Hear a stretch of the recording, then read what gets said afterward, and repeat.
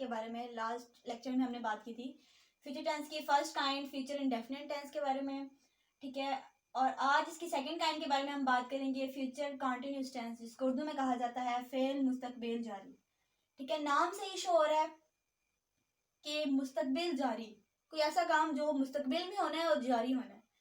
इसकी डेफिनेशन देख लेते हैं। जिन जुमलों में ये बात मालूम होती हो कि काम आइंदा ज़माने में जारी है, मतलब नेक्स्ट ज़माने में, फ्यूचर में, मुस्तकबिल में वो काम जारी है या मुस्तकबिल में अंजाम पाएगा, या कोई ऐसा काम जो मुस्तकबिल में हो रहा होगा, ठीक है। इसकी सिंबल हम देख लेते हैं, इसकी पहचान क्या है। जिन जुमलों के आखिर में रहा होगा, रही होगी, रहे होंगी आएगा, वो जुमले फ्यूचर कंटिन्यूअस टेंस में माने जाएंगे, ठीक है। जिन जुमलों में रहा होगा, रही होगी और रहे होंगे आएगा, वो जुमले फ्यूचर कंटिन्यूअस टेंस में आएंगे। इसमें हेल्पिंग वर्ब्स कौन कौन से इस्तेमाल होते हैं? फ्यूचर इंडेफिनिट टेंस में दो हेल्पिंग वर्ब इस्तेमाल हुए थे, शैल और विल, लेकिन फ्यूचर कंटिन्यूअस टेंस में इनके साथ बी का इजाफा हो जाएगा, shall be and will be. Helping verbs कौन कौन से होंगे? Shall be and will be. अब शैल बी और विल बी किन किन सब्जेक्ट के साथ आएंगे, ठीक है। इनका यूज कहाँ होगा? शैल बी आएगा आई और वी के साथ। ये बात आपने लाजमी याद रखनी है कि आई और वी जहां पे भी आएगा उनके साथ शैल बी का यूज होगा, ठीक है।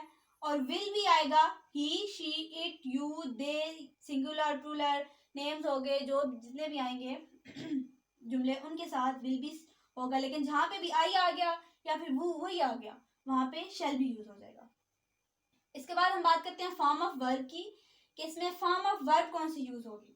First form of verb use होगी प्लस आईएनजी। पीछे भी जितने जुमले गुजरे हैं उनमें कंटिन्यूअस टेंस जितने भी आए हैं उनमें आईएनजी जहां पे भी आ रहा होगा वहां पे वर्ब की फर्स्ट फॉर्म यूज हुई है, ठीक है। यहाँ पे भी वर्ब की फर्स्ट फॉर्म के साथ आईएनजी का इजाफा हुआ है। इसके बाद इसका फार्मूला देख लेते हैं। जुमला बनाने का कुलिया बहुत ही सिंपल सा है। सब्जेक्ट सबसे पहले plus helping verb plus first form of verb plus ING plus object. एक जो आपने माइंड में बात रखनी है कि आईएनजी के साथ हमेशा फर्स्ट फॉर्म ही लगती है, ठीक है। सब्जेक्ट लगाएंगे, helping verb, first form of verb, ING plus object, ठीक है। इसके बाद हम बात करेंगे पॉजिटिव सेंटेंस, मुस्बत जुमले। पॉजिटिव सेंटेंस का भी वही फार्मूला है जो मैंने भी आपको ऊपर बताया, इसी फार्मूले के तहत नीचे हम सारे जुमले बनाएंगे। अच्छा, हम देख लेते हैं इसके examples. The water will be boiling, पानी उबल रहा होगा।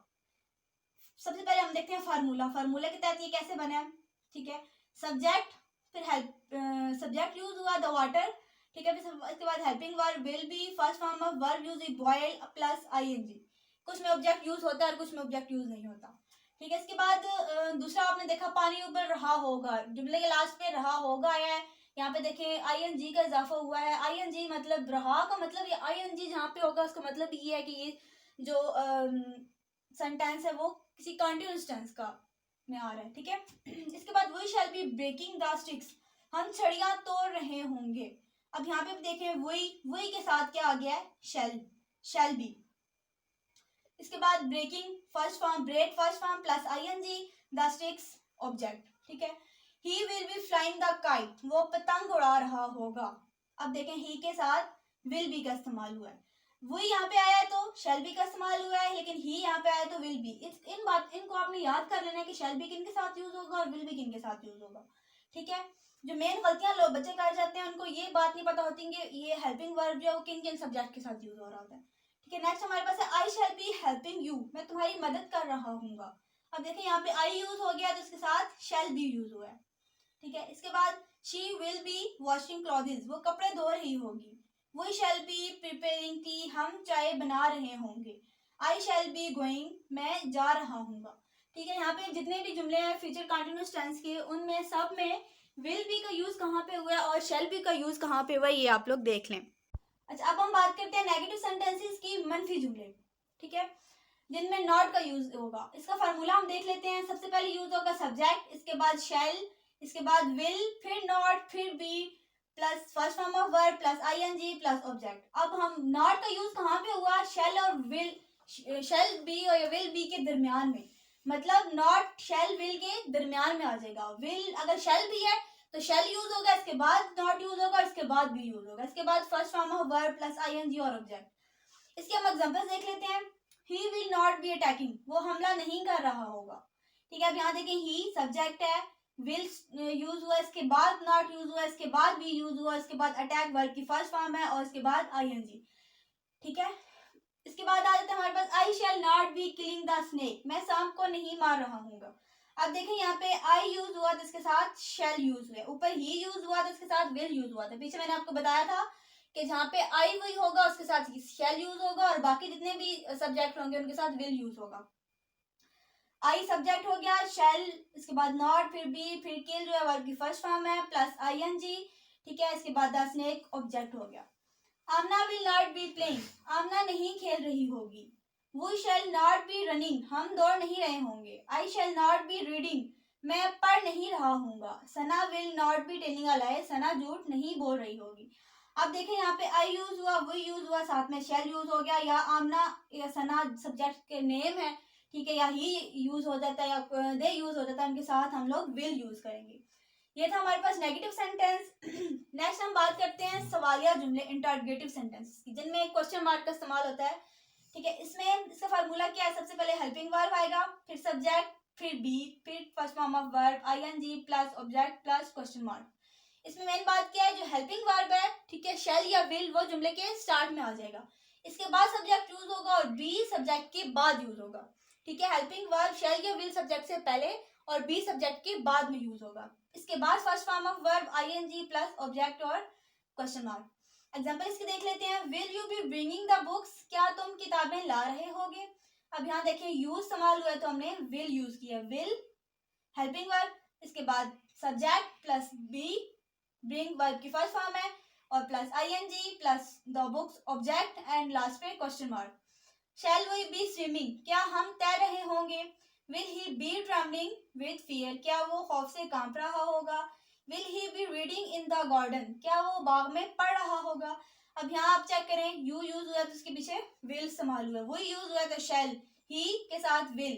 ठीक है, लास्ट पे क्वेश्चन मार्क आपने लाजमी ध्यान रखना है, लास्ट पे क्वेश्चन मार्क लगाना है।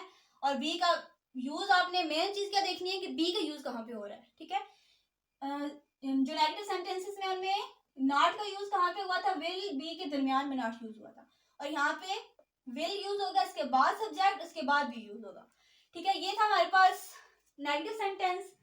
अब हम बात करेंगे इसके बाद, नेक्स्ट हम बात करते हैं नेगेटिव प्लस इंटरोगेटिव सेंटेंसेस की, मनफी और सवालिया जुमले। ठीक है, जिनमें नॉट का भी यूज हो जाएगा और क्वेश्चन मार्क का भी यूज हो जाएगा।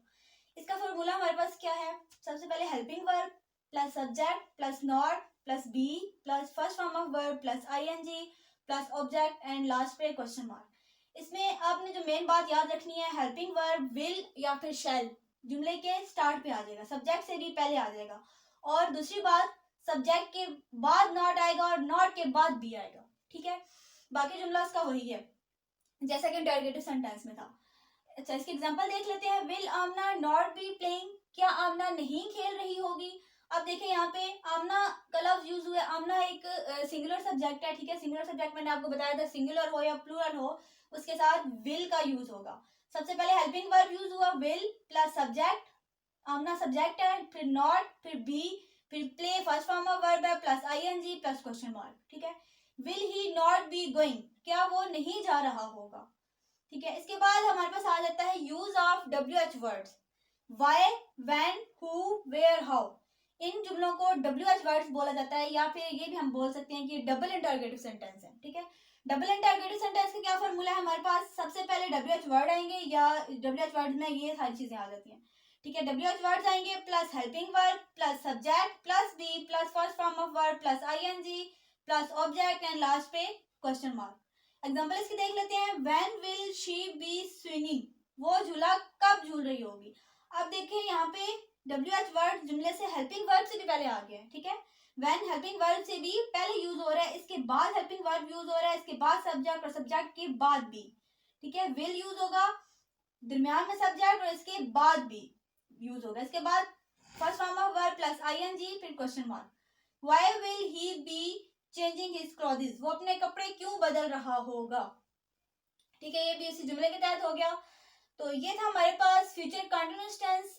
उम्मीद करती हूँ आपको समझ आ गया होगा। आपको कोई भी किसी किस्म का भी क्वेश्चन फ्यूचर कंटिन्यूअस टेंस के मुताबिक अगर है आपके माइंड में, तो आप मुझसे कमेंट बॉक्स में पूछ सकते हैं, ठीक है। और दूसरी बात, जो फ्यूचर कंटिन्यूअस टेंस के जो क्विजेज हैं उनकी लिंक मैंने डिस्क्रिप्शन में दे दिया है, ठीक है। आप वहां से कर सकते हैं क्विजेज, ठीक है। और अगर आपको हमारी ये वीडियो अच्छी लगती है तो इसको लाइक कर दें और हमारे चैनल भी सब्सक्राइब कर दें। इंशाल्लाह ताला मिलते हैं अपनी नेक्स्ट वीडियो में। तो हमें याद रखिएगा। अल्लाह हाफिज़।